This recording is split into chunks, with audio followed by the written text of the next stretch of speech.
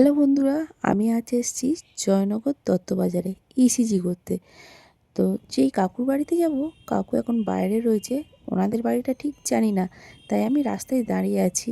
আর রাস্তার পাশে ভিউটা তোমাদেরকে দেখাচ্ছি। এখানে একটা মন্দির আছে, বহু পুরানো মন্দির। আর এটা হলো আমার যান, মানে যেটাতে চেপে আমি সারাদিন এখানে ওখানে ঘুরে ঘুরে বেড়াই।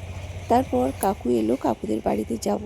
তো এই যে কাকুদের বাড়িটা বহু বছর পুরানো বাড়ি, দেখতেই পাচ্ছ, না হলেও 50 থেকে 60 বছর পুরানো বাড়ি। তো তোমাদের হালকা একটু ভিডিও করে দেখাই, কারণ আমি তো বেশি ভিডিও করতে পারবো না, আমার যেহেতু কাজ রয়েছে। তাও তোমাদেরকে দেখাচ্ছি। আর আমার নিজেরও দেখতে ইচ্ছা করছে, এত মোটা মোটা দেয়াল, সুরকি দিয়ে গাঁথা।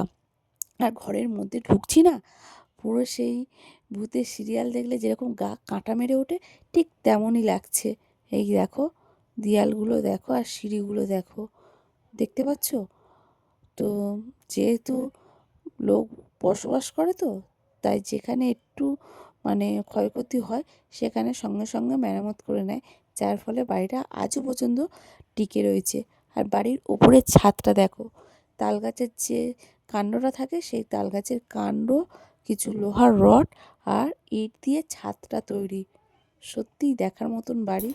তোমাদের বাড়িটা কেমন লাগলো প্লিজ কমেন্ট করে জানিও।